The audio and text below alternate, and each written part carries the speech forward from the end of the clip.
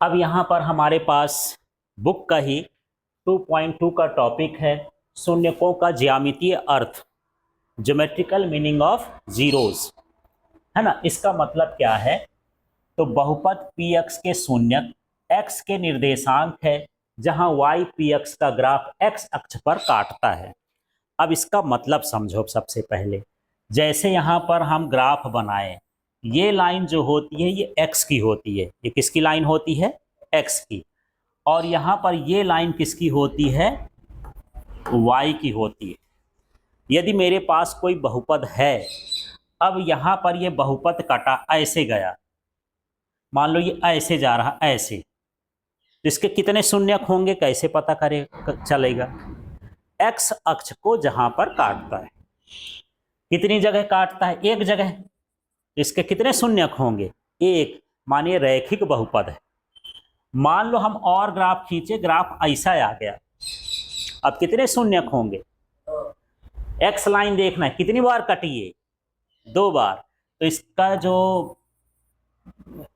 शून्यक है, जीरोज हैं, वो कितने जीरोज होंगे? दो। फिर मैं इसको घुमा, और बहुपद कौन सा होगा? ये द्विघात। द्विघात बहुपद के क्वाड्रेटिक वाले के कितने होते हैं? दो।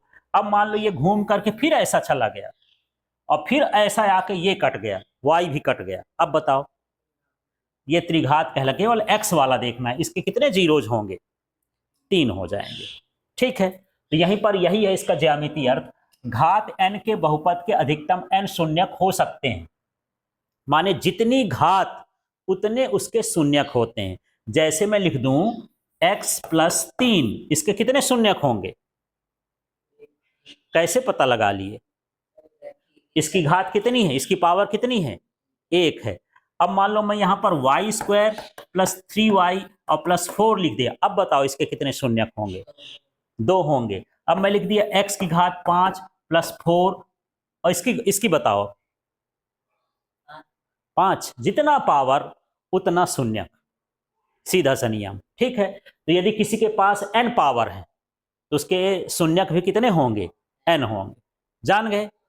ठीक है, इसके बाद देखो, शून्यक ग्राफ के x अक्ष को प्रतिच्छेद बिंदु होते हैं। शून्यक क्या है?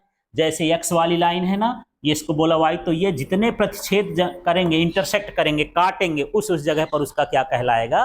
शून्यक कहला जाएगा। ठीक है, रैखिक बहुपद का कितना होता है? केवल एक शून्यक। क्यों होता है? उसकी पावर कितनी होती है? एक होती है। यहां पर द्विघात बहुपद का कितना शून्यक होगा? क्यों होगा? हाँ, फिर त्रिघात बहुपद के अधिकतम कितने शून्यक हो सकते हैं? तीन शून्यक हो सकते हैं। क्यों हो सकते हैं? हाँ, उसकी पावर कितनी होती है? तीन होती है। तो चलिए इसी तरह से एक उदाहरण है, इस उदाहरण को अब हम देख लेते हैं। और ये हमारे पास उदाहरण है, एक आपके बुक का है, आप बुक में भी बाद में देख लेना, अभी यहाँ पर समझना।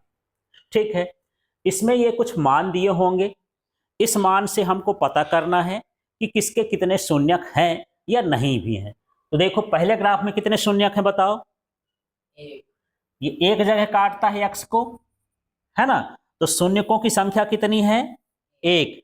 क्योंकि ग्राफ एक्स अक्ष को केवल एक बिंदु पर प्रतिच्छेद करता है, एक पॉइंट पर इंटरसेक्ट कर रहा है ना, तो इसका क्या कहला गया? एक बहुपद कहला गया, है ना।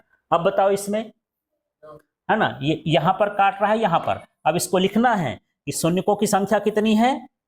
दो है। जीरोज कितने हैं? दो हैं। क्योंकि जो ग्राफ एक्स है वो कितने पॉइंट पर इंटरसेक्ट कर रहा है? दो पॉइंट पर, दो बिंदुओं पर इंटरसेक्ट कर रहा है। ठीक है, अब इसमें बताओ, ये कटा एक, ये कटा दो, ये कटा तीन, कितने शून्यक होंगे? तीन शून्यक होंगे। कैसे जान ले? शून्यकों की संख्या कितनी हो गई? तीन। क्यों हो गई? इसमें कारण नहीं दिया है, क्यों हो गई? यही देखोगे, एक्स अक्ष को कितने बिंदुओं पर काट रहा है यह ग्राफ? तीन बिंदुओं पर काट रहा है, 3 पॉइंट पर इंटरसेक्ट कर रहा है। इसका बताओ, है ना, वाई का नहीं देखना है, ये सिर्फ कहां पर है? ये एक पर। इसके शून्य कितने होंगे? एक। क्योंकि एक्स, यह ग्राफ एक्स अक्ष को एक पॉइंट पर इंटरसेक्ट कर रहा है, एक बिंदु पर काट रहा है। इसका बताओ, इसका बताओ क्यों नहीं है? यहां पर टच है ना, ये टच है तो कट ही तो रहा है, एक बिंदु पर काट रहा ना। यहां भी कितना होगा? एक होगा। ठीक है, यहां बता देते हैं कि 1 2 3 4, इसमें कितने शून्यक हो गए? 4 हो गए। इस तरह से इसको हल करके आपको देखना है।